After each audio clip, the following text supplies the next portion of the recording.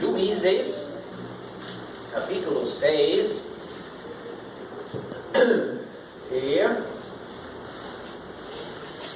vamos ler a partir do versículo 1, só para pegar o contexto desta batalha. Juízes, capítulo 6, versículo 1. Porém, os filhos de Israel fizeram o que parecia mal aos olhos do Senhor, e o Senhor os deu na mão dos midianitas por 7 anos. E prevalecendo a mão dos midianitas sobre Israel, fizeram os filhos de Israel para si, por causa dos midianitas, as copas que estão nos montes, e as cavernas e as fortificações. Porque sucedia que, semeando Israel, subiram os midianitas e os amalequitas, e também os do Oriente contra eles subiam, e punham-se contra eles em campo, e destruíam a novidade da terra até chegarem a Gaza, e não deixavam mantimento em Israel, nem ovelhas, nem bois, nem jumentos, porque subiam com os seus gados e tendas, vinham como gafanhotos em tanta multidão que não se podiam contar, nem a eles, nem aos seus camelos, e entravam na terra para a destruir. Assim, Israel empobreceu muito pela presença dos midianitas. Então, os filhos de Israel clamaram ao Senhor. Podemos tirar tempo para ler os outros detalhes, mas o anjo do Senhor, o Senhor Jesus Cristo mesmo, apareceu para Gideão, e ele foi escolhido e convocado para ser o libertador do povo de Deus da mão dos midianitas. Então vamos para o capítulo 7. Capítulo 7, versículo 1. Então Jerubbaal, que é Gideão, se levantou de madrugada, e todo o povo que com ele havia, e se acamparam junto à fonte de Arode, de maneira que tinha o arraial dos midianitas para o norte, pelo outeiro de Moré no vale. E disse o Senhor a Gideão: muito é o povo que está contigo, para eu dar aos midianitas em sua mão, a fim de que Israel se não glorie contra mim, dizendo: a minha mão me livrou. Agora, pois, apregoa aos ouvidos do povo, dizendo: quem for covarde e medroso, volte e vá-se apressadamente das montanhas de Gileade. Então voltaram do povo 22.000, e 10.000 ficaram. Quer dizer que havia 32.000 para começar. E disse o Senhor a Gideão: ainda muito povo há, faze-os descer as águas, e ali os provarei. E será que aquele de quem eu te disser, este irá contigo, esse contigo irá? Porém, tudo aquele de que eu te disser, este não irá contigo, esse não irá. E fez descer o povo as águas. Então o Senhor disse a Gideão: qualquer que lamber as águas com a sua língua, como as lambe o cão, esse porás à parte, como também a todo aquele que se abaixar de joelhos a beber. E foi o número dos que lamberam, levando a mão à boca, 300 homens, e todo o resto do povo se abaixou de joelhos a beber as águas. E disse o Senhor a Gideão: com estes 300 homens que lamberam as águas vos livrarei, e darei os midianitas na tua mão, pelo que toda a outra gente se vá cada um ao seu lugar. Versículo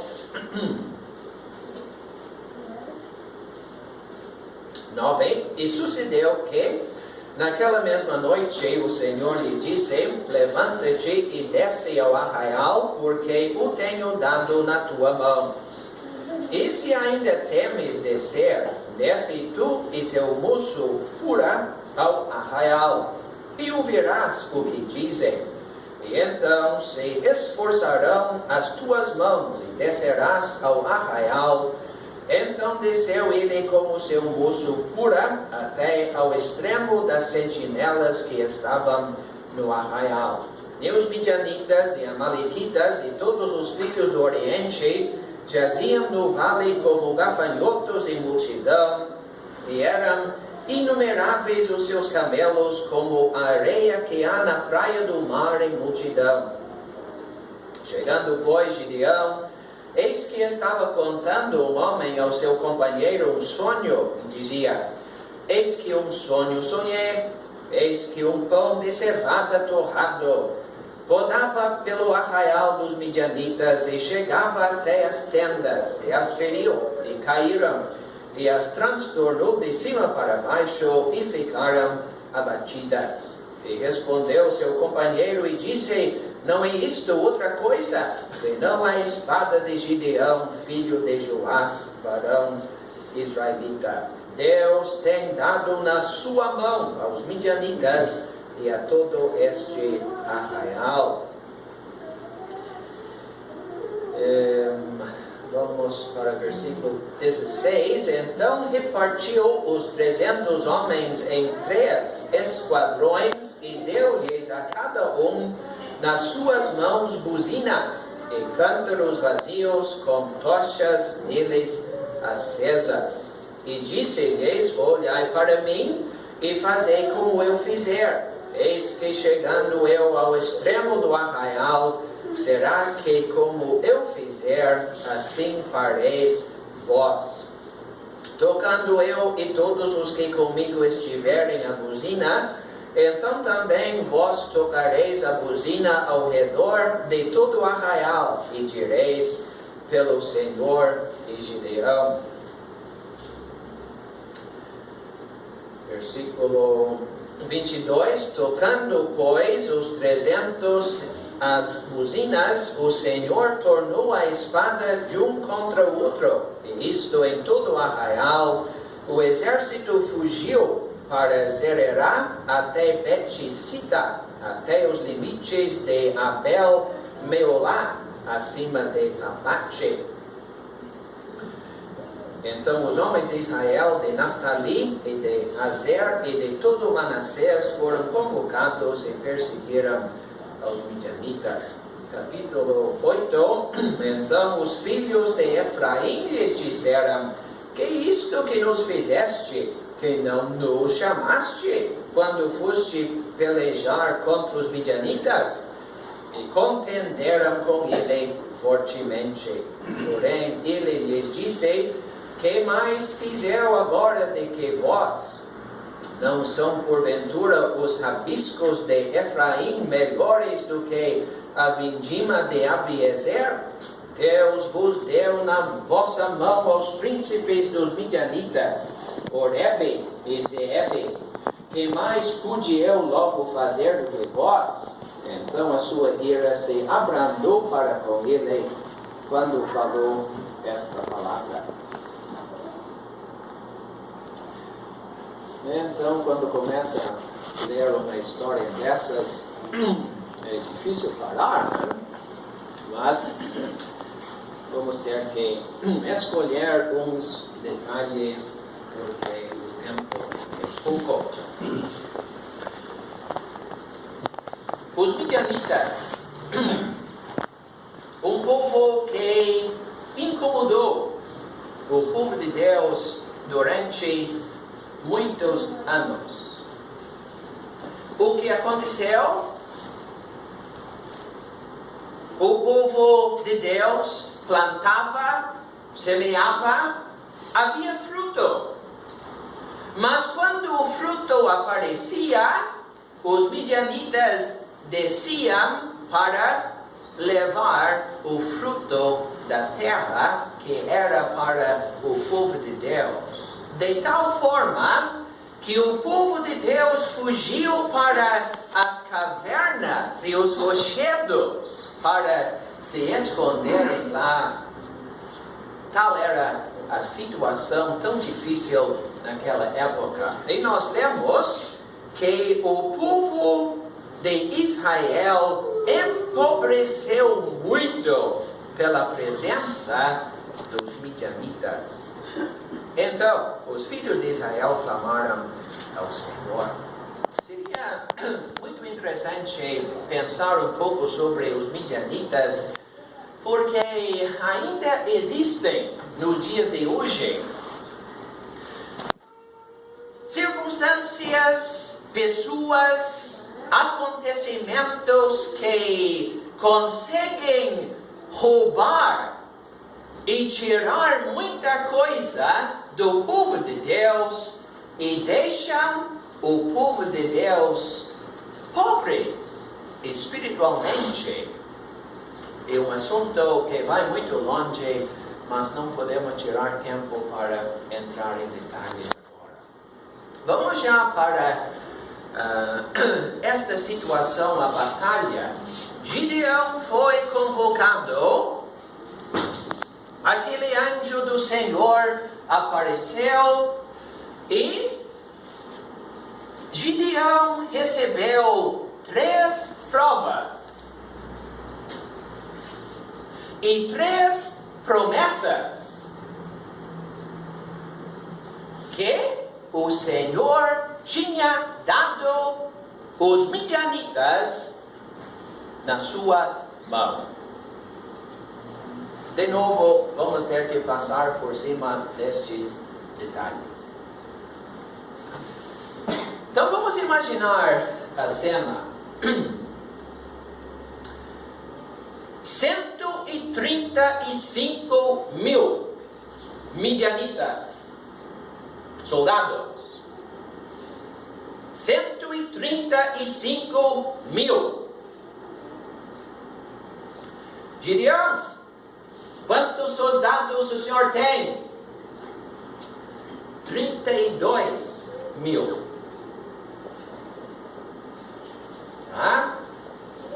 Gideão, 32 mil. Midianitas, 135 mil. Quase 4 vezes mais. Gideão, cuidado. Não, mas o Senhor prometeu. O Senhor garantiu e garante para mim a vitória. Então, com 32 mil, eu vou lá. E a vitória está garantida. 32 mil contra 135. Mas o Senhor está comigo. Vai dar tudo certo. Muito bem. Quem sabe, não sei se os soldados tinham a mesma fé. Parece que não, porque nós lemos que havia covardes que foram para casa. Pessoas que faltava coragem. Eu acho que havia muitos ali pensando, mas olha, 32 mil contra 135 mil. Nós teríamos que multiplicar por 4, pelo menos por 4.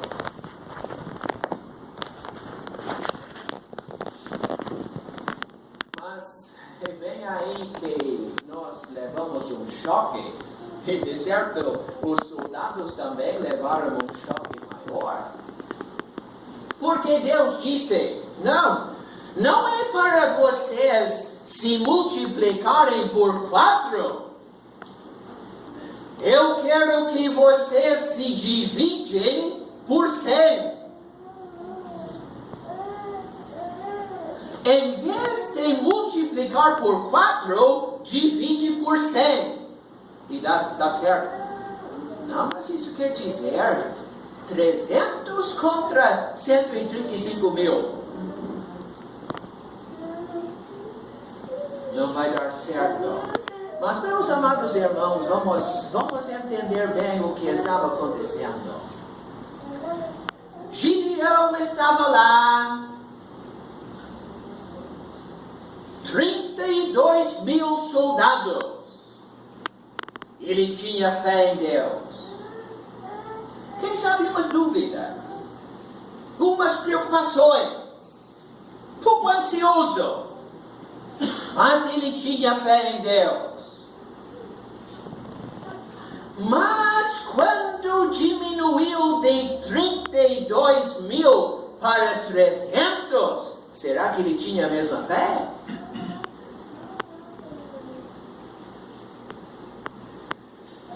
Então, meus amados irmãos, é muito fácil para a gente falar quando a coisa está indo bem. Muito fácil para a gente dizer que nós temos fé em Deus, que nós confiamos em Deus. É muito fácil falar. Mas quando vem a prova, talvez é um pouco diferente. Enquanto os problemas se mantêm um pouco distantes, nós vamos indo com fé, com confiança em nosso Deus, trabalhando, nos esforçando. E quando chega a provação, a dificuldade, a tentação, será que muda alguma coisa? Aquele problema nos abala. Aquela dificuldade que a gente não esperava, vem como uma onda e nos derruba. Somos fracos. Mas feliz a pessoa que tem a sua confiança em Deus, e mesmo em dias escuros, mesmo enfrentando a provação, consegue se manter em pé, com plena confiança em Deus. Não é fácil, meus amados irmãos, mas que Deus nos ajude a colocar cada vez mais a nossa confiança em Deus. Ele não muda. 135.000, 32.000 ou 300. Para Deus não muda nada. Para o homem sim, para Deus não. E Gideão, ele confiou em Deus. Mas tem uns detalhes aqui que nós queremos notar de passagem. Por que o Senhor diminuiu o número? Em primeiro lugar, de 32.000 para 10.000 e depois para 300. Por que ele fez aquilo? Nós lemos aqui, a fim de que Israel se não glorie contra mim, dizendo, a minha mão me livrou.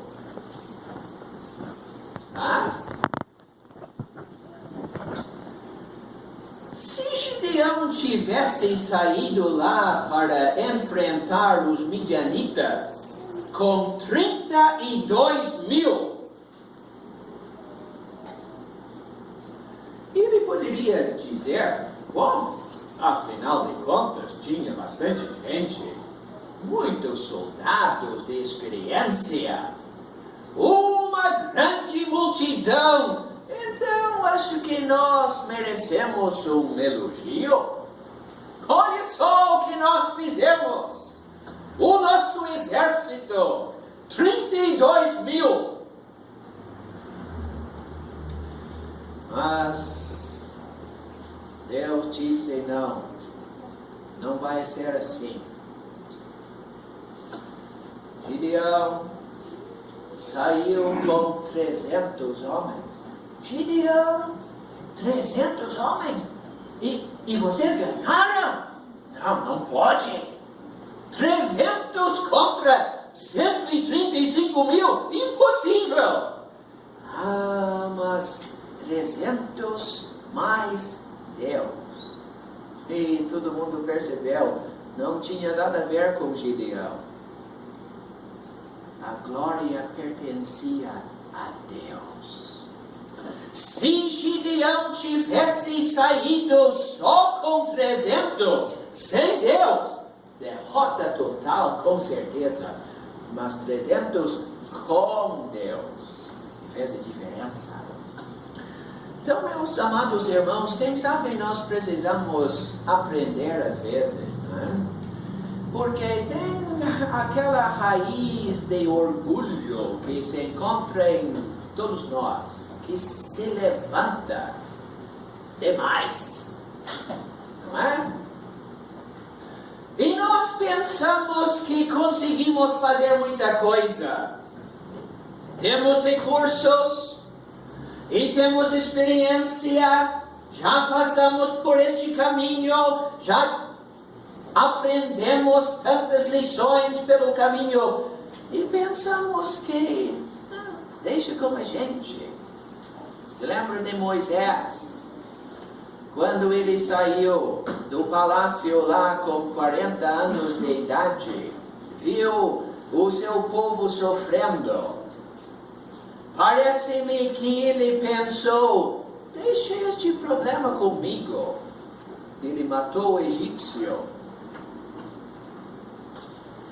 40 anos mais tarde, ele tinha outra atitude. Ele tinha aprendido que não podia fazer tanta coisa. Ele reconhecia a sua fraqueza, a sua falta de tanta coisa. Nem podia falar, dizia ele. Então, meus amados irmãos, nós precisamos aprender que sem Deus nada podemos fazer. Nada.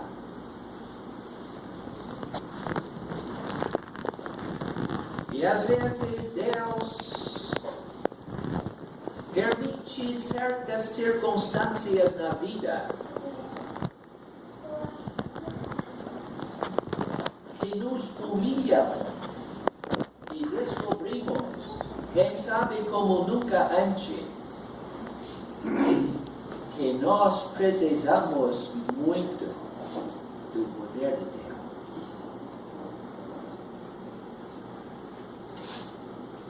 E Deus usa as coisas fracas.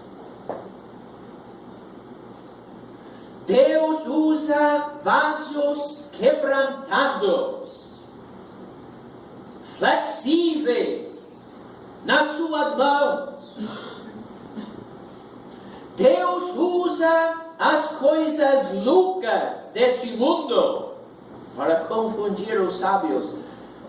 Enfim, o que nós precisamos aprender, meus amados irmãos, a nossa grande fraqueza e a grandeza do nosso Deus. E Deus coloca o tesouro em vasos de ouro, de prata. Não é isso que nós lemos em 2 Coríntios capítulo 4. Deus tem prazer de colocar o tesouro em vasos de barro. Feio, frágil, fraco. Mas Deus coloca o tesouro em vasos de barro para que a excelência do poder seja dele e não de nós.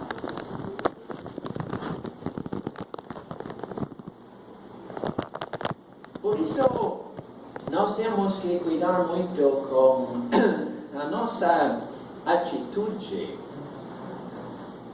para não destacar e chamar atenção a certas pessoas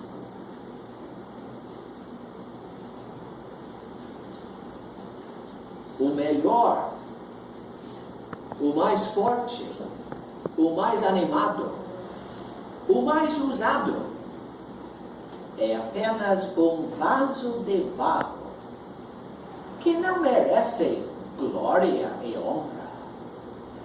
Toda a honra e toda a glória pertence a Deus.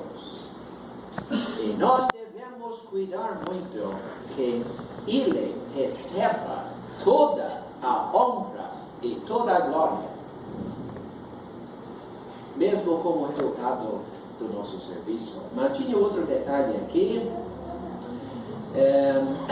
Nós lemos no versículo 4, 3, quem for covarde e medroso, volte e vá-se apressadamente das montanhas de Gileade.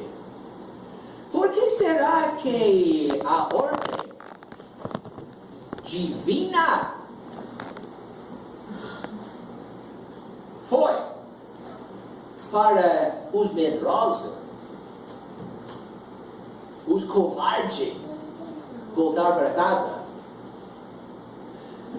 Você diz, bom, uma pessoa covarde, medrosa, não é um candidato bom para a batalha? Na hora da batalha, quem sabe ele vai se esconder. Ele vai abandonar o seu lugar, vai fugir para casa. Sim, mas tem muito mais do que isto.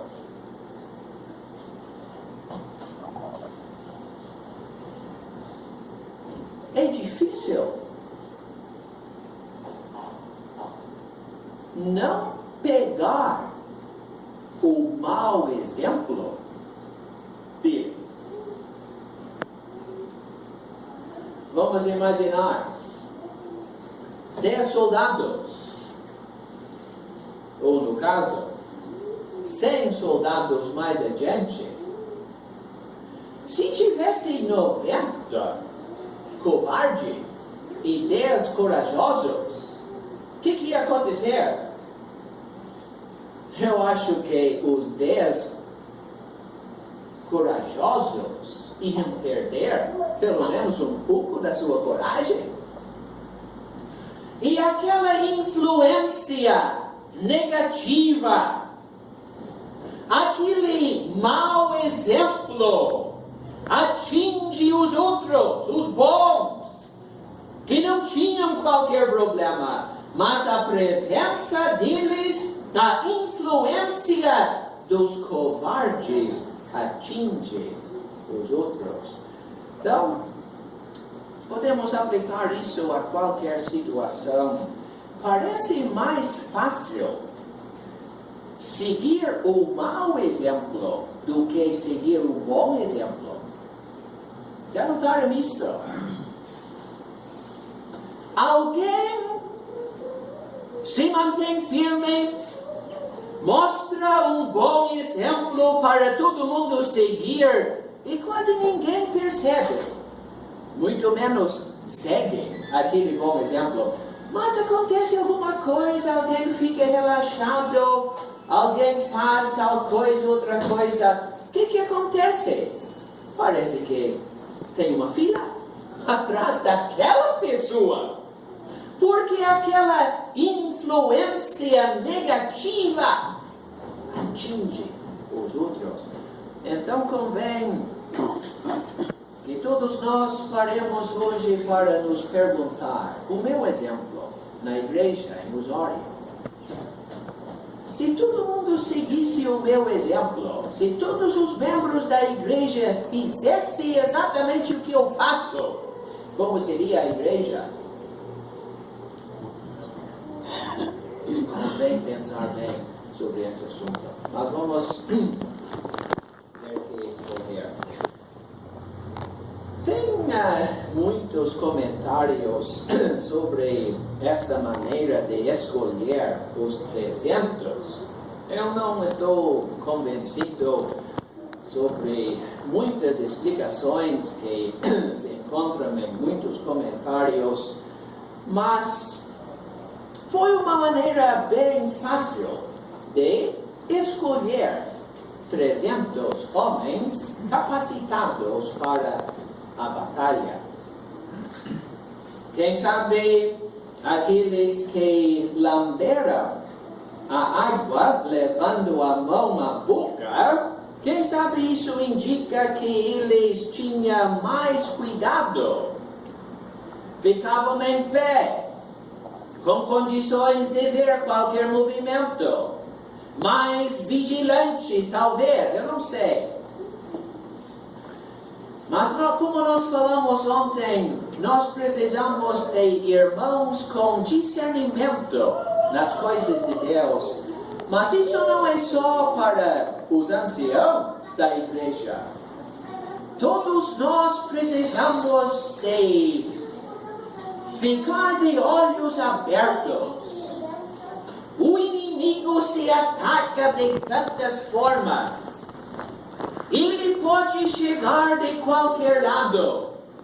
E com cada vez mais atividade e astúcia, ele chega.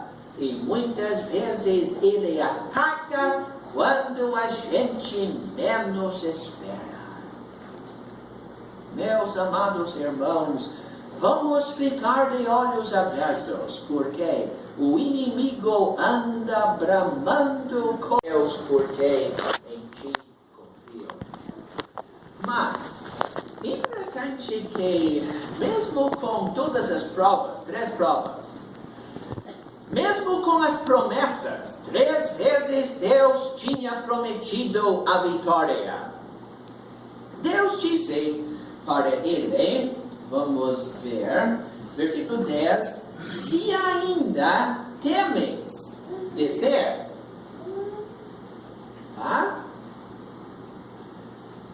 Que coisa impressionante que o grande Deus do céu, ele leva em conta as nossas fraquezas. Ele conhece a nossa estrutura. Ele sabe que somos fracos. Deus disse, Gideão, se ainda teme, não é fácil com 300 homens enfrentar uma multidão de inimigos. Então, se ainda temes desce tu e o teu buço pura ao arraial. E descendo lá, eles escutaram esta história. Um homem tinha sonhado e ele estava contando o sonho para outro. E bem naquela, eu ia dizer aquela hora, bem naquele momento, porque eu acho que não levou 30 segundos para contar a história, mas bem naquele meio minuto, Gideão estava no lugar certo, a distância certa para escutar, e havia uma multidão, mas ele chegou bem no ponto certo, perto daquela tenda certa, perto daquele homem que estava contando a história, e bem na hora certa estava ali para escutar. O que Deus queria que Gideão ouvisse, mesmo de um ímpio. Você diz, que coincidência? Não sei. Acho que não. Será que isso já aconteceu, meu irmão? Acontece alguma coisa e você chega à conclusão, olha, foi por acaso? Não foi. Eu acho que Deus estava me guiando para eu passar aqui bem nessa hora, me encontrar com essa pessoa. Só por Deus mesmo. Eu vou tirar 2 minutinhos só para contar uma história, uma experiência pessoal nos últimos dias. Só para ver o que acontece. Mesmo nos dias de hoje, a mesma coisa que aconteceu com Gideão. Uns 4 anos atrás, a gente tirou dias em Salvador, na Bahia. E um dia estávamos perto daquele farol de Itapuã, que aparece no calendário, aquele farol branco e vermelho. E a gente estava lá um dia e passou um vendedor ambulante vendendo amendoins. A gente comprou uns amendoins e começamos a conversar. O homem tinha uns folhetos, aqueles folhetos simples da sociedade bíblica, mas ele estava entregando folhetos para os clientes dele. Passando de um lugar para o outro, de praia em praia, lá na orla, vendendo os amendoins e entregando folhetos. Nós começamos a conversar e a gente ficou impressionado. Um homem que contou como foi salvo, um homem que acredita na salvação pela fé em Cristo sem obras, sem qualquer perigo de perder a sua salvação, 100% certíssimo. Fiquei impressionado. Mas, infelizmente, eu não peguei o endereço nem o telefone do homem e ele seguiu a sua caminhada vendendo amendoins e a gente voltou para o Rio Grande do Sul. Muitas vezes pensei nele. Não, mas não me encontrar com ele novamente impossível. Numa cidade de 3 milhões de habitantes, encontrar um homem 2 vezes. Nos encontrar com ele uma vez já era muita coisa. Segunda vez, nem pensar. Muito bom. No mês de setembro, a gente estava lá de novo, seu James e eu, e nós estávamos lá na mesma região, e eu fiquei cuidando do movimento. Vinha vindo um homem vendendo amendoins. Será que mesmo? Não reconhecia o homem pela fisionomia. Mas ele se aproximou, eu falei com ele, perguntei, faz tempo que o senhor trabalha por aqui? Faz muitos anos. Acho que a gente se conhece. Não sei. Eu conversei um pouquinho sobre o nosso assunto. Me lembro de você. Estava lá com a esposa e 2 crianças uns anos atrás e você me perguntou, você é salvo? Era o mesmo homem. Esse dia chegou depois. Conversamos um bom tempo. Um homem no meio daquela cidade totalmente entregue à idolatria. Um homem no caminho do céu. Você diz, mas que coincidência, 2 vezes. Não acredito nisso. Bom, outra parte da história é, numa cidade de 3 milhões de habitantes, eu descobri que ele mora menos de 1 quilômetro de um lugar onde a gente já fez uma pregação do Evangelho e onde tem outros contatos, pessoas querendo ouvir a verdade. Coincidência? Não, senhor.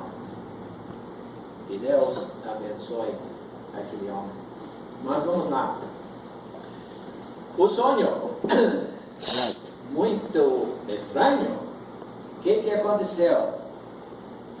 Eis que um pão de cevada torrado rodava pelo arraial dos midianitas, chegava até as tendas e as feriu, e caíram e as transtornou de cima para baixo, e ficaram abatidas. Um pão de cevado torrado, talvez redondo, descendo ali, rodando, bateu numa tenda, derrubou a tenda, derrubou o acampamento. E o homem que estava escutando esta história, mas é a espada de Gideão, filho de Joás. Deus tem dado na sua mão aos midianitas e a todo este arraial. E Gideão estava lá.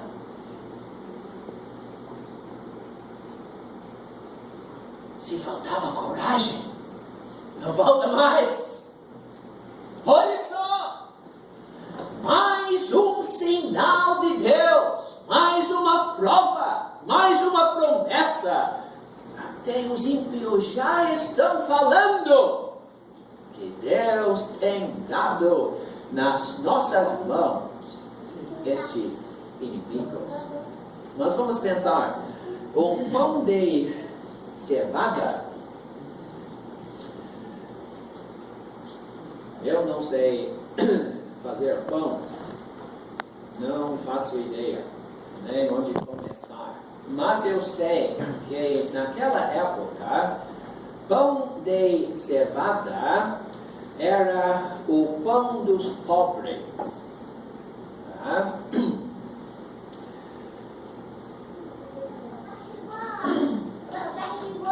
O pão mais barato que havia na padaria, se tinha padaria naquela época, também esta palavra pão não é a palavra normal que se usa no Antigo Testamento para pão. Na realidade, é a única vez que se encontra no Antigo Testamento esta palavra.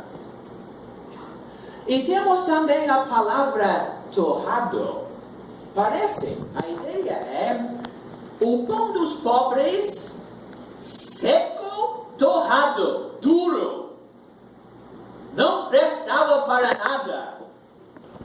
Mas este pão de cevada torrado desceu rodando e derrubou o acampamento. O que nós estamos vendo mais uma vez, meus amados irmãos? Gideão estava lá escutando. Ele não pensou, não, mas eu queria ser um bolo de chocolate. Pão de cevada torrado. Não. Ele estava aprendendo mais uma vez. Deus vai me usar. E eu não sou grande coisa. Eu não sou ninguém.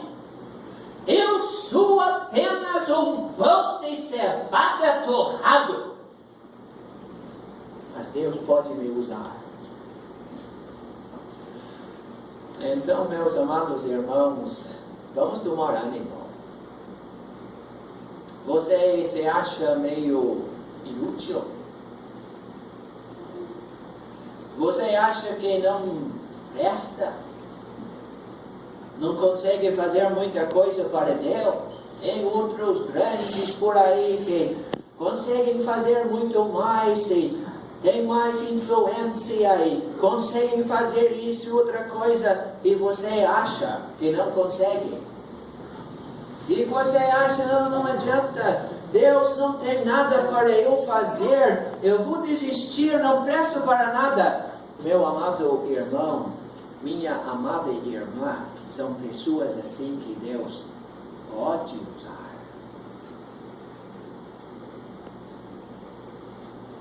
Pode ser o irmão mais fraco, mas se você se colocar na mão de Deus, você pode deixar uma grande marca para a glória de Deus. Talvez na sua família, na sua cidade, onde quer que esteja. Um pão de cevada. Não vai dar tempo para entrar em muitos detalhes, mas os 300 homens estavam lá. Gideão dividiu os 300 em 3 esquadrões, 3 grupos de 100. Interessante notar a ordem. Interessante notar a ordem. Poderia pensar, não, mas se Deus já garantiu a vitória, e só tem 300 homens, então Gideão poderia entrar lá no acampamento de qualquer jeito, sem pensar muito, sem organizar a coisa, e vai dar certo igual. Não, Gideão sabia melhor do que isso. Gideão sabia que a obra de Deus se faz decentemente e com ordem. Vamos nos lembrar deste detalhe, meus amados irmãos. Eu sei que podemos organizar demais. Eu sei que tem este perigo. Mas vamos nos lembrar que Deus é um Deus de ordem. Não é um Deus de confusão. Ele é um Deus que faz tudo decentemente e com ordem. E convém que a gente haja da mesma forma. Havia obediência também. Era para cada um ficar no seu lugar. Era para cada um olhar para Gideão, fazer como ele fazia. Muitas lições importantes ali também. Mas com as buzinas, os cântaros e as tochas. Já pensou? Buzinas, cântaros e tochas. Será que não faltou mãos? Mas pelo menos estavam de mãos cheias. Não com espadas e lanças e armamentos, assim.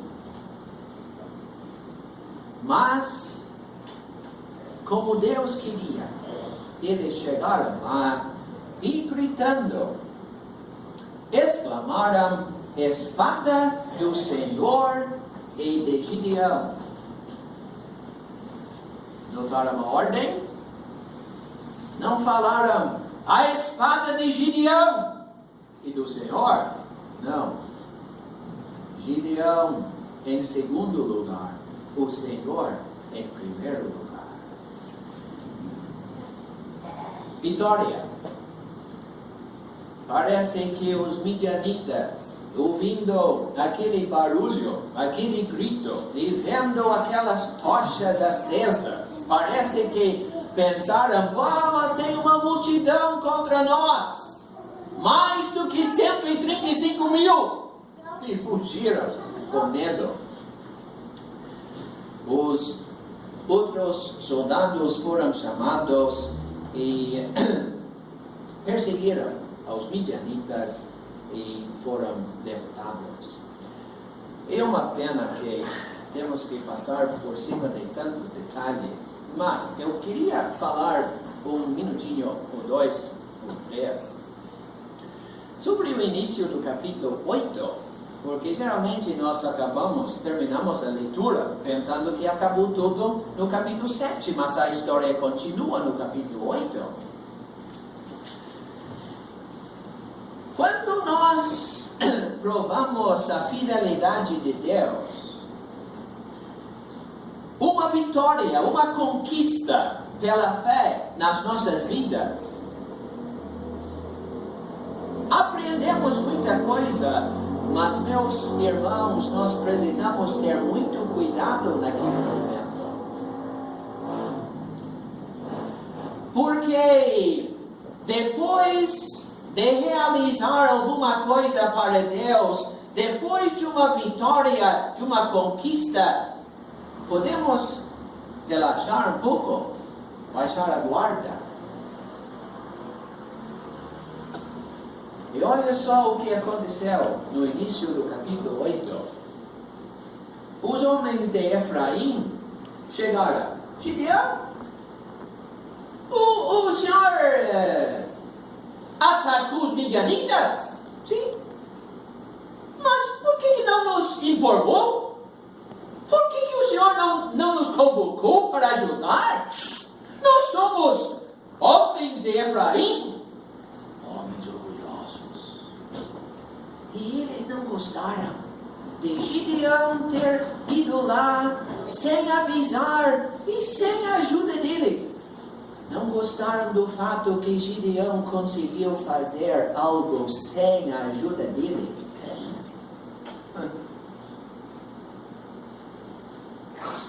Não sei se isso já aconteceu em Osório. Não sei. Mas pode acontecer. Quem sabe um irmão que se acha muito espiritual e deveria ser o líder. Aquele homem se lembra do Novo Testamento que queria ter a preeminência. E os irmãos decidiram fazer tal coisa e não consultaram comigo.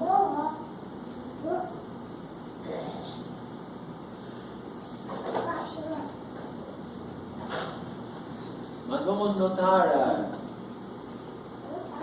reação de Gideão. Ele disse: que mais fiz eu agora do que vós? Não são porventura os rabiscos de Efraim melhores do que a vindima de Abiezer? Interessante.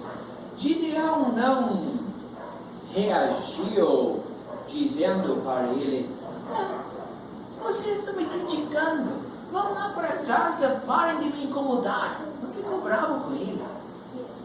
Muito contrário. Gideão sabia que a melhor saída era uma resposta branda, que desvia o furor.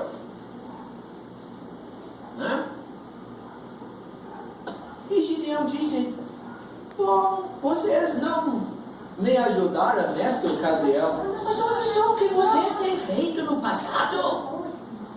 Olha, as conquistas de vocês no passado são muito maiores do que aconteceu agora.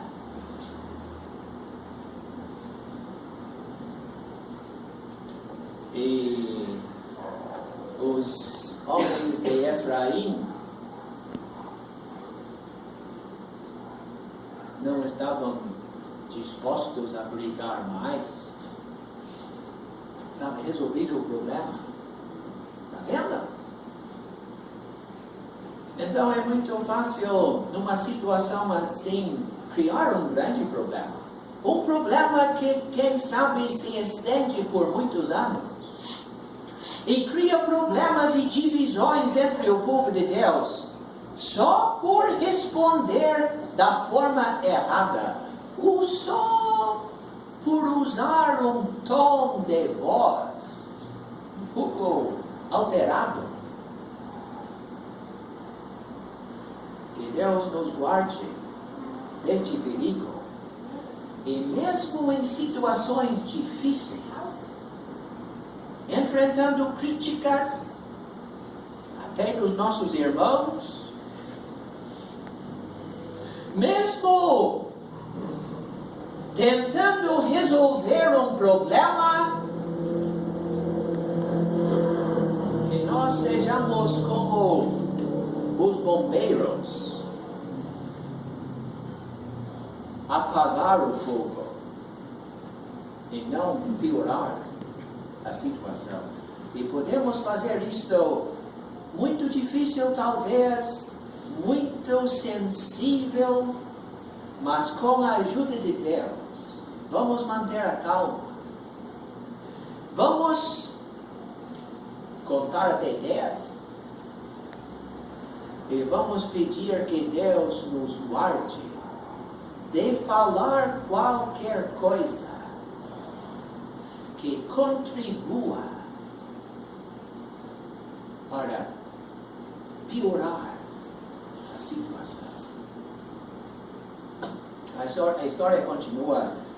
Ele enfrentou mais um problema. Depois dos príncipes do Sucote, ele agiu de outra forma, mas é muito interessante. Mas o nosso tempo se foi. Vamos deixar. Vamos orar. Nosso Deus.